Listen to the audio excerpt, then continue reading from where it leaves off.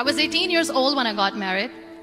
I belonged to a very conservative family, a Baloch family, where good daughters never say no to their parents. My father wanted me to get married, and all I said was, if that makes you happy, I'll say yes. And of course, it was never a happy marriage.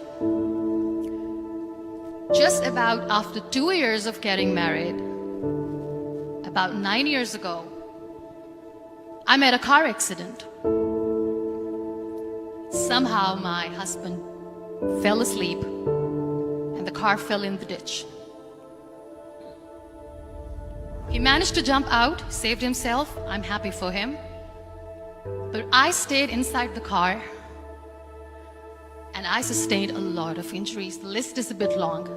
Radius ulna of my right arm were fractured. The wrist was fractured. Shoulder bone and collarbone were fractured. My whole rib cage got fractured.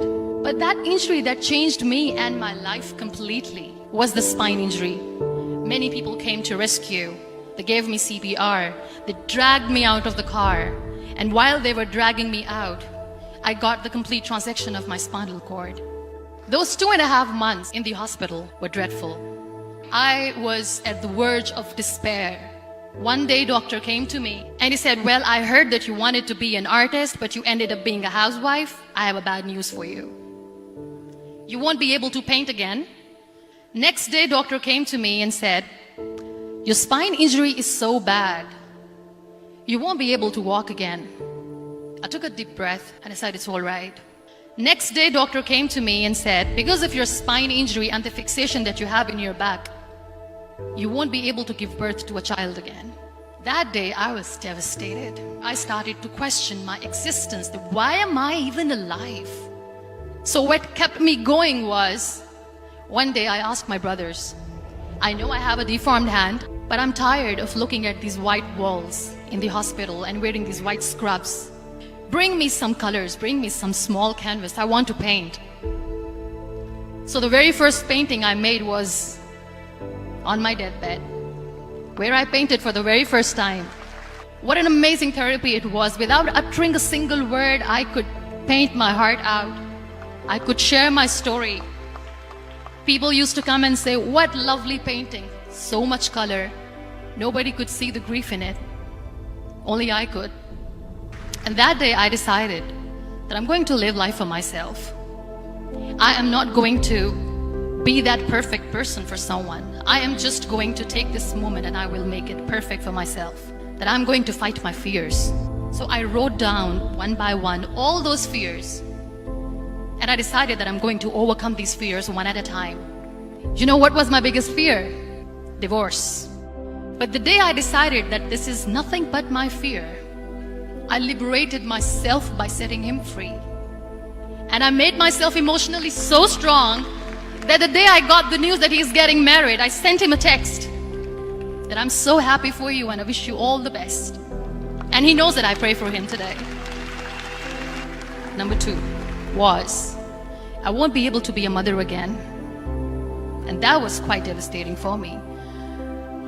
But then I realized there are so many children in the world, all they want is acceptance.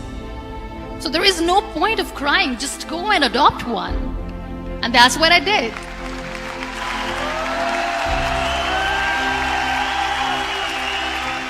I gave my name in different organizations, different orphanages, and I waited patiently. 2 years later, I got this call from a very small city in Pakistan. I got a call and they said, are you Muniba Mazari? There is a baby boy and would you like to adopt? I could literally feel the labor pain. I said, yes, I am going to adopt him. I am coming to take him home. And that day, I was 2 days old and today he's 6. You know, when you end up being on the wheelchair, what's the most painful thing?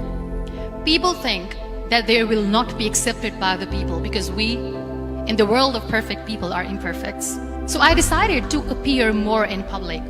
I started to paint. I have done a lot of modeling campaigns. I decided that I'm going to join the national TV of Pakistan as an anchor person. I became the National Goodwill Ambassador for UN Women Pakistan, and now I speak for the rights of women, children.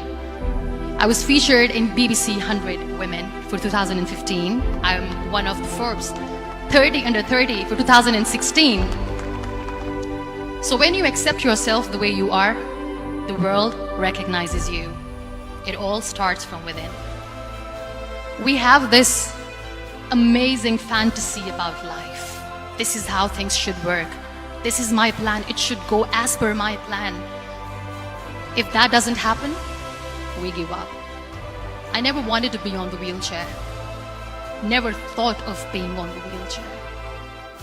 This life is a test and a trial, and tests are never supposed to be easy. So when you are expecting ease from life, and life gives you lemons, then you make the lemonade, and then do not blame life for that. It is okay to be scared. It is okay to cry. Everything is okay, but giving up should not be an option. They always say that failure is not an option. Failure should be an option, because when you fail, you get up, and then you fail, and then you get up, and that keeps you going. Embrace each and every breath that you are taking. Celebrate your life. Live it. Don't die before your death. Real happiness lies in gratitude. So be grateful, be alive, and live every moment.